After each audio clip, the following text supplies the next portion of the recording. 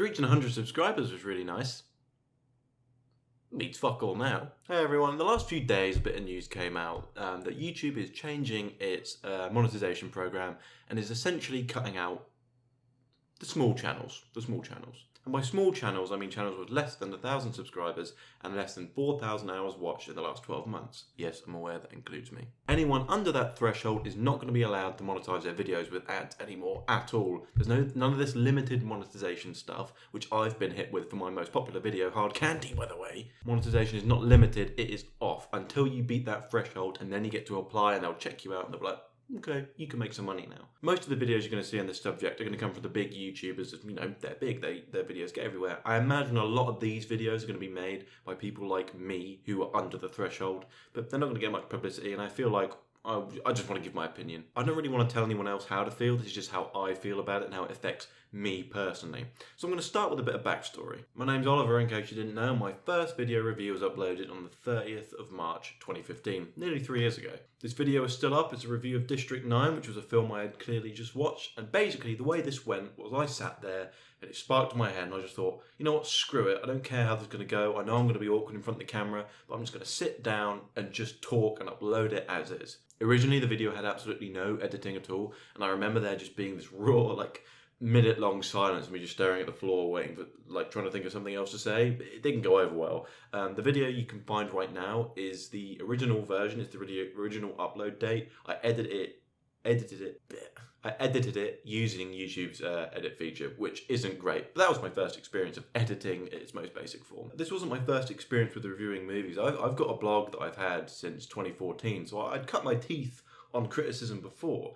This was just another thing to do, and I was really enjoying it, and I got quite into it for a while, all recorded on my laptop until recently, except for one time when I got my friend, the rocket safety officer, shout out to him, go visit him if you can, to lend me his camera, and I got to experience what HD filming was like, and then I was like, into that, I wished I could afford a camera like that. My reviews of Chappie, Kurt Cobain Montage of Heck, and Final Destination were all filmed using this HD camera, and that made me aspire a little bit to go further with this, and I just really wanted an HD camera of my own.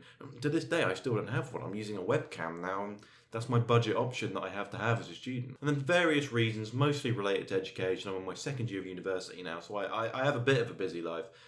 This sort of fell apart, and I didn't really feel that proud of my videos. I liked where they were going, but there was just something missing. But something Rocket Safety Officer told me, which I've thought about every single day.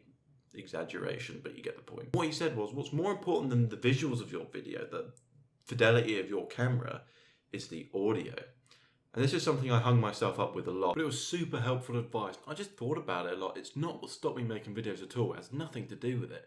I did think about it every day for a long time, and now I finally sorted out the issue. As the regularity of my content began to subside, I realised that what was going to bring me back was the upgrade into this higher level of audio fidelity, and he helped me realise that. It was essentially the missing link in making me really feel proud of what I was creating. Needless to say, as a student, it was a bit difficult to afford proper audio equipment. So I got this webcam eventually, hoping to get back into this stuff. Naively thought that that would be a good excuse for a microphone. It wasn't. But then a few days ago, I made an investment with the intent to fully get back on this whole YouTube train and start making videos again. And I invested in a microphone, which I'm going to show you now. I'm not totally sure how this is going to sound, but this is the Blue Yeti Pro. This set me back £200. This was an investment, and it's improved my audio quality immeasurably. It doesn't help that I live in the room from the end of a Space Odyssey, which is essentially an echo chamber. You know, there's still stuff to be worked on, but this was a big jump, an investment, an expensive one. But I'm pretty proud of it, and it's making things a little bit better. Just after ordering this expensive piece of kit, YouTube announces this program and decides it's actually going to cut me off from making any money at all, of which, admittedly, I don't make much. And this is something worth noting.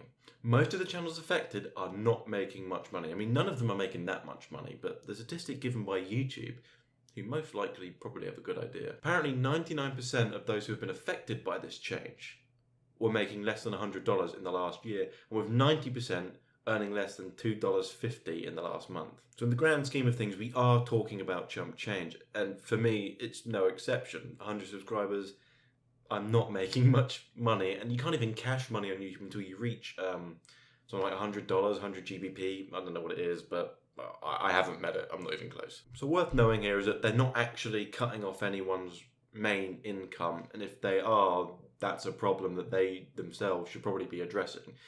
That is not enough money to be your main income. And I never considered it that way, but something to consider is that seeing whatever little amount of money appearing in your account is a really nice feeling. I bring up my hard candy video again. That video has made more than any of my other videos have. For some reason it's popular. It's got 8,000 views now and they're just going up.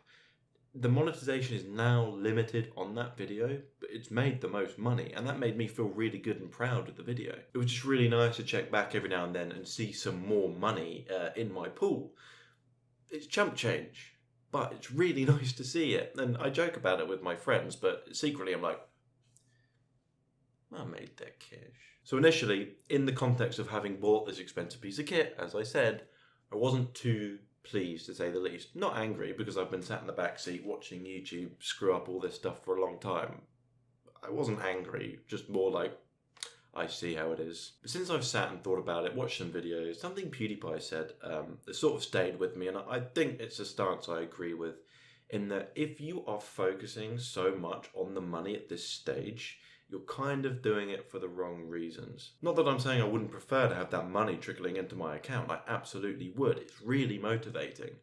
But this, for me, has motivated me to just try even harder to get that money, because I'm going to feel like when I do reach 1,000 subscribers, and I do believe it's a win. I don't know when it'll happen. When I do, I'm going to really feel like I've earned that money, and it's going to feel really good to start having that come back into my account again. And I'm going to work towards that. And it won't be for the money. It will be just treating YouTube as a hobby, and eventually it turns back into money again. Most people realise that YouTube is a gamble, especially at this stage in the game. This website is getting old now. The golden days have gone of when you can just jump on and you can build up a base. Everyone can do it now with phones, webcams, laptops. Everyone has a platform of which to put themselves forward in so many different genres, almost all of which are oversaturated. To be noticed is difficult, and to make a living off of it is even harder. So people should not be focusing on that. And I don't think most people do that. I don't think people sit down and think, I'm definitely going to be the guy that does this. But I think some people might. And for me personally, I really do feel like this will benefit me. It's going to push me to reach that number. I'm going to get used to not earning money and sort of, motivate myself with other avenues. And I really think that's something other people should think about as well. Will this system work in terms of spreading adverts to the right people and making sure that these bad actors, as YouTube say, don't come onto the site? Like, you can't just launch yourself on anymore. 1,000 subscribers is a lot to reach. You can't just launch on and have ads on your video which may be hateful, may not be what that advertiser wants. It should make the advertisers feel safer and make YouTube more advertiser friendly and more prosperous. The stuff going on Google Preferred I'm not going to cover. That's none of my business, really. I'm not sure exactly how this is going to go, and I'm no expert, but I think in theory this could be beneficial. But as YouTube often demonstrates, it doesn't quite know how to implement these types of systems. But my opinion doesn't mean much, and I'm speaking from the perspective of someone who makes not long form content, but relatively, an 8-minute video is standard, and in the grand scheme of things, they don't require too much effort. If I was a channel trying to get started with animation or short comedy skits, that would be a totally different barrel of fish. Is that the saying? Barrel of fish? Kettle of fish? Barrel of kettles? These guys usually have shorter videos that take a lot more effort on a per minute scale to pump them out, which means that 4,000 hours watched criteria is going to be really hard to meet, and they're going to get punished by that. But these people have been getting punished for a long time on YouTube. I'm not saying it's fair, but in a way they're sort of used to it. Maybe a system in future where the criteria is different depending on the genre that you are generally associated with as a channel. Maybe that could work, but again, the amount of curation that would involve, I don't know how realistic it is. It's just an idea. Probably never going to happen, but I do feel bad for those content creators that are getting especially punished by this, and I'm really sorry about that. As I said though, this is just talking about me personally, and all this is going to do is motivate me to try harder Treat this as a hobby, but a serious hobby. And if it goes anywhere, it goes somewhere. If it doesn't, I wasn't making any money anyway. So anyway, guys, I hope I didn't make anyone angry with that video. As I said, it's my very inconsequential and very unprofessional opinion.